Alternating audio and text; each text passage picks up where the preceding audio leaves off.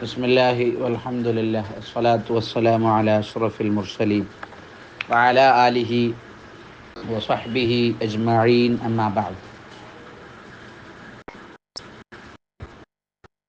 ശമാഇലു തിർമിദിയിലെ ബാബു മാ ജാഅ ഫീ തറജ്ജുലി റസൂലില്ലാഹി സ്വല്ലല്ലാഹു അലൈഹി വസല്ലം, നബി സ്വല്ലല്ലാഹു അലൈഹി വസല്ലം തങ്ങളുടെ തറജ്ജുലിനെ സംബന്ധിച്ചു പറയുന്ന അധ്യായമാണ്.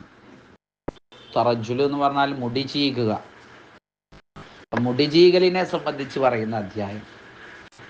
മുടി ചീകണം, വൃത്തിയിൽ നടക്കണം. അന്നവാഫത്തു മിനദ്ദീൻ, വൃത്തി ദീനിൽപ്പെട്ടതാണെന്നാണ് മുത്തുനബി നമ്മളെ പഠിപ്പിച്ചത് സല്ലല്ലാഹു അലൈഹി വസല്ലം. മൻ കാന ലഹു ശഅറുൻ ഫൽയുക്രിംഹു, ആർക്കെങ്കിലും മുടി ഉണ്ടെങ്കിൽ അതിനെ ആദരിക്കട്ടെ എന്നാണ് അള്ളാഹിൻ്റെ ഹബീബ് സല്ലല്ലാഹു അലൈഹി വസല്ലം തങ്ങൾ പറഞ്ഞത്. അഥവാ മുടി ആദരിക്കുക എന്ന് പറഞ്ഞാൽ അതിനെ ചീകേണ്ട രൂപത്തിൽ ചീകി ഒതുക്കി വൃത്തിയിൽ നടക്കുക. ഇങ്ങനെ പറച്ചിട്ട രൂപത്തിൽ, വികൃതമായ രൂപത്തിൽ മുഅ്മിനീങ്ങളാവാൻ പാടില്ല. വൃത്തി വേണം. കാണുമ്പോൾ നല്ല സന്തോഷമുണ്ടാവണം മറ്റുള്ളവർക്ക്. അതേസമയം മുടി ചീകാനും മറ്റുള്ള വസ്ത്രങ്ങൾ ഒരുക്കാനൊക്കെ അമിതമായി അതിന് പ്രാധാന്യം നൽകുക അത് നല്ലതല്ല. എല്ലാത്തിലും ഒരു മധ്യമ നിലപാടാണ് നമ്മൾ സ്വീകരിക്കേണ്ടത്. എന്തായാലും നബി തങ്ങളുടെ തറജ്ജുലിനെ സംബന്ധിച്ചു പറയുന്ന അധ്യായത്തിൽ വന്ന ഹദീസുകളാണ് നമ്മൾ ഇന്നത്തെ ക്ലാസ്സിൽ പരിശോധിക്കാൻ പോകുന്നത്. حدثنا إسحاق ابن موسى الأنصاري قال حدثنا معن بن عيسى قال حدثنا مالك بن أنس عن هشام بن عروة عن أبيه عن عائشة رضي الله عنه قالت مهدي بريان كنت أرجل رأس رسول الله, ഞാൻ നബി സല്ലല്ലാഹു അലൈഹി വസല്ലമ തങ്ങളുടെ തല ചീകി കൊടുക്കാറുണ്ടായിരുന്നു. വ അന ഹൈദുൻ, ഞാൻ ഹൈലുകാരിയായിരിക്കെ. അപ്പൊ ഹൈലുകാരിയായിരിക്കെ ഞാൻ നബി തങ്ങൾക്ക് മുടി ചീകി കൊടുക്കാറുണ്ടായിരുന്നു.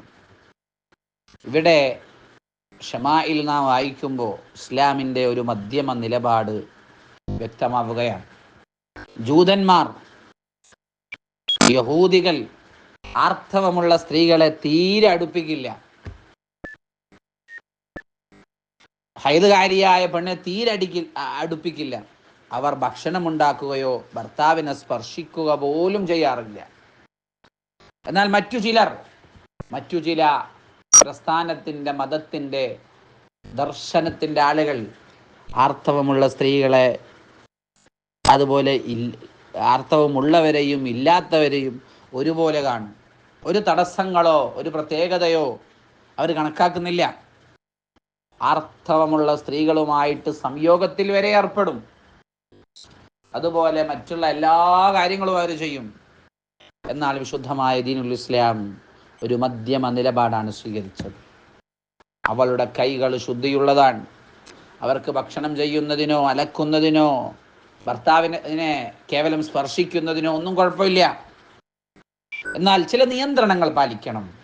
നിസ്കരിക്കാൻ പാടില്ല, ഖുർആൻ ഓതാൻ പാടില്ല, ഖുർആൻ ചുമക്കാൻ പാടില്ല, ഭർത്താവുമായി ശാരീരിക ബന്ധത്തിൽ ഏർപ്പെടാൻ പാടില്ല. ചില നിയന്ത്രണങ്ങൾ ഇസ്ലാം വെച്ചു. ഇവിടെ ആയിഷ റളിയല്ലാഹു അൻഹ ഹൈലുകാരിയായിരിക്കെ മുത്തുനബിയുടെ തല ചീകി കൊടുത്തിരുന്നു. തല ചീകി കൊടുക്കാനോ മുടി ചീകി കൊടുക്കാനോ സ്പർശിക്കാനോ പാടില്ല എന്ന് പറയുന്ന ചില മതസ്ഥരുണ്ട്. അങ്ങനെ തൊട്ടുകൂടാത്തവർ, തീണ്ടിക്കൂടാത്തവർ, അങ്ങനെ ആ രൂപത്തിൽ കാണേണ്ടവരല്ല ഹൈദുകാരികൾ. എന്നാൽ ഇസ്ലാം നമ്മോട് പറഞ്ഞ നിയന്ത്രണങ്ങൾ നമ്മൾ പാലിച്ചിരിക്കണം. രണ്ടാമത്തെ ഹദീസ്. حدثنا يوسف بن عيسى قال حدثنا وقيع قال حدثنا الربيع ابن صبيح عن يزيد بن أبان هو الرقاشي عن أنس بن مالك رضي الله عنهم قال كان رسول الله, അള്ളാഹുവിൻ്റെ ഹബീബ് ആയിരുന്നു, യുക്സിറു ദഹ്ന റഅസിഹി, തലയിൽ നന്നായി എണ്ണ തേക്കാറുണ്ടായിരുന്നു, എണ്ണ തേക്കലിനെ അധികരിപ്പിക്കാറുണ്ടായിരുന്നു.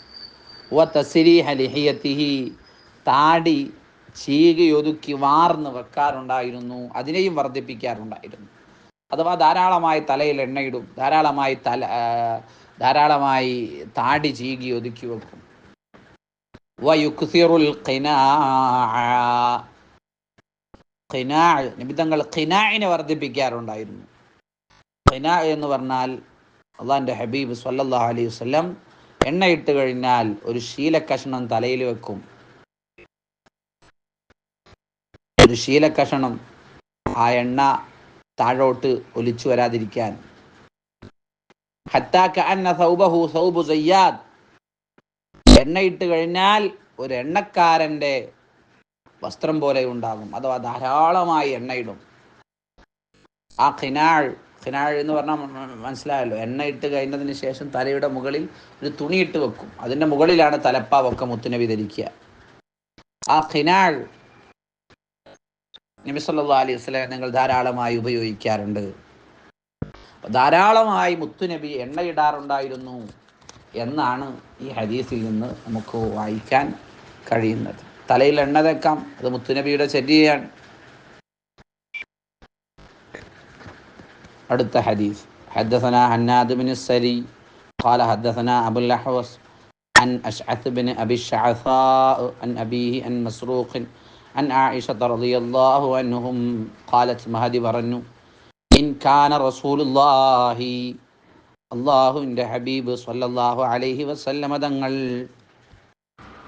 ല യുഹിബ്ബു തയമ്മുന ഫീ തുഹൂരിഹി ഇദാ തതഹറ, നബി സല്ലല്ലാഹു അലൈഹി വസല്ലമ തങ്ങൾ ശുദ്ധിയാക്കുന്ന സമയത്ത് വലത്തേതിനെ മുന്തിക്കലിനെ ഇഷ്ടപ്പെട്ടിരുന്നു.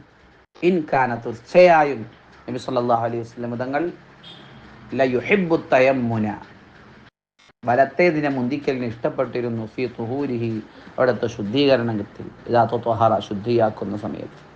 വഫീ തറജുലിഹി, മുടി ചീകുന്ന സമയത്തും വലത്തേതിനെ മുന്തിക്കും, വലതുഭാഗം. ഇദാ തറജല, മുടി ചീകുന്ന സമയത്ത്. ശുദ്ധീകരണത്തിൽ ഉളു എടുക്കുന്ന സമയത്ത് വലത്തെ കയ്യിനെ ആദ്യം കഴുകും, വലത്തെ കാലിനെ ആദ്യം കഴുകും, അങ്ങനെയൊക്കെ. വഫിന്തി ആലിഹി, ചെരുപ്പ് ധരിക്കുന്ന സമയത്തും വലത്തേതിനെ മുന്തിച്ചിരുന്നു. ഇതൻ താല, മുത്തുനബി ചെരുപ്പ് ധരിക്കുന്ന സമയത്ത് ആദ്യം വലതുകാലിൻ്റെ ചെരുപ്പിടും, അങ്ങനെയായിരുന്നു. ഈ 3 കാര്യങ്ങളിൽ മാത്രമല്ല, എല്ലാ നല്ല കാര്യങ്ങളിലും വലത്തേതിനെ മുന്തിക്കണം. കുല്ലുമാക്കാൻ മിൻ ബാബി തക്രീം, കൊടുക്കുക, വാങ്ങുക, വസ്ത്രം ധരിക്കുക, വീട് പള്ളി അവർക്ക് കയറുക തുടങ്ങിയ നല്ല സമയങ്ങളിലെല്ലാം വലത്തേതിനെ മുന്തിക്കൽ സുന്നത്താണ്. അമ്മാ മാകാന മിൻ ബാബിൽ ഇഹാന, എന്നാൽ ഒരു നിസ്സാരതയുടെ വകുപ്പിൽപ്പെട്ട കാര്യങ്ങൾ, ഏതുപോലെ കദുഖൂലിൽ ഖല, ബാത്റൂമിലേക്ക് പ്രവേശിക്കുക, വൽ ഖുറൂജ് മിൻ മസ്ജിദ്, പള്ളിയിൽ നിന്ന് പുറത്തിറങ്ങുക, മൂക്ക് ചീറ്റുക, ശൗച്യം ചെയ്യുക, അവിടെയൊക്കെ ഇടതുകൊണ്ട് ചെയ്യലാണ് നല്ലത്. മൂക്ക് ചീറ്റുന്ന സമയത്ത് ഇടത് കൈ ഉപയോഗിച്ച്, മനോഹരം ചെയ്യുന്ന ശൗച്യം ചെയ്യുന്ന സമയത്ത് ഇടത് കൈ ഉപയോഗിച്ച് ചെയ്യുക, അങ്ങനെയൊക്കെയാണ് സുന്നത്ത്, പ്രത്യേകം മനസ്സിലാക്കുക. حدثنا محمد بن بشار قال حدثنا يحيى بن سعيد عن هشام بن حسان عن الحسن عن عبد الله بن مغفل رضي الله عنه قال نهى رسول الله, നബി തങ്ങൾ വിരോധിച്ചിരുന്നു, അനി തറജുലി ഇല്ലാ ഗിബ്ബ, ഇടവിട്ട സമയങ്ങളിലല്ലാതെ മുടി ചീകുന്നത് നബി തങ്ങൾ നിരോധിച്ചിരുന്നു. എപ്പോഴും തലമുടി വാരുക, അതിനെ അമിത പ്രാധാന്യം കൽപ്പിക്കുക, അത് നല്ലതല്ല. ഷോഹുകളിലൊക്കെ കാണാം അദമുൽ മുബാലഗ ഫീ ഉമൂരി സീനതി വത്തറഫ്, ഭംഗിയുടെ കാര്യങ്ങളിൽ അമിതമാക്കാതിരിക്കുക. അതാണ് ഈ ഹദീസ് കൊണ്ട് മുത്തുനബി നമ്മെ പഠിപ്പിക്കുന്നത്. അലൽ മുസ്ലിം അൻ യൻശഗില ബിൽ ഉമൂരി അൽ ഹാമ്മ, മുസ്ലിമായ മനുഷ്യന്മാർ, മുസ്ലിമായ ആളുകൾ പ്രധാനപ്പെട്ട കാര്യങ്ങളുമായിട്ട് കൂടുതൽ വ്യാപൃതരാവണം. ഡ്രസ്സ് നല്ല വൃത്തിയാവണം, മുടി നല്ല രൂപത്തിൽ ചീകി ഒതുക്കി വെക്കണം. പക്ഷെ അതിന് അമിത പ്രാധാന്യം നൽകി അതിനു വേണ്ടി ഒരുപാട് സമയം കളയുക, അത് മുഅ്മിനായ മനുഷ്യന്മാർക്ക് യോജിച്ചതല്ലെന്നാണ് അള്ളാഹുവിൻ്റെ ഹബീബ് സ്വല്ലല്ലാഹു അലൈഹി വസല്ലം നമ്മെ പഠിപ്പിച്ചിട്ടുള്ളത്.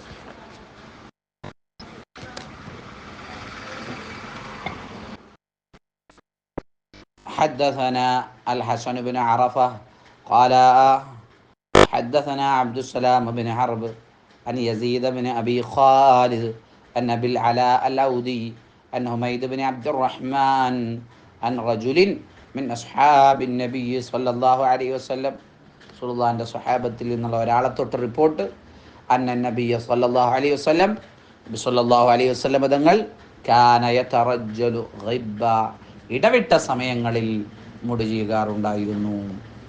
എപ്പോഴും മുടി ചീകി ഇങ്ങനെ നടക്കുക, എപ്പോഴും ആ മുടിക്ക് വലിയ പ്രാധാന്യം നൽകുക, അങ്ങനെ ചെയ്യാറില്ല സല്ലല്ലാഹു അലൈഹി വസല്ലം. മുത്തുനബിയുടെ ജീവിതം പഠിക്കലാണ്, ആ ജീവിതത്തിൽ നിന്ന് അവിടുത്തെ ജീവിത ശൈലികൾ പകർത്തിയെടുക്കലാണ് നമ്മുടെ ഈ പരമ്പര കൊണ്ടുള്ള പ്രധാനപ്പെട്ട ലക്ഷ്യം.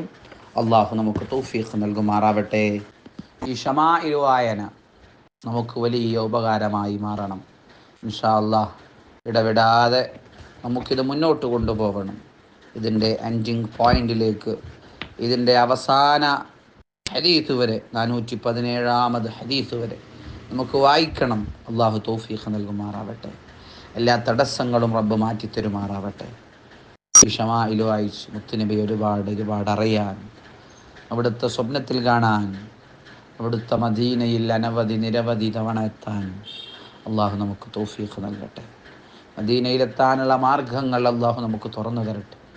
അതിനു വേണ്ട സമ്പത്ത് അള്ളാഹു നമുക്ക് അടുപ്പിച്ചു തരട്ടെ. ആരോഗ്യവും അവസരങ്ങളും എല്ലാം നമുക്ക് അനുകൂലമാക്കി തരട്ടെ. ഇൻഷാ അല്ലാഹ് എല്ലാവരും കൃത്യമായി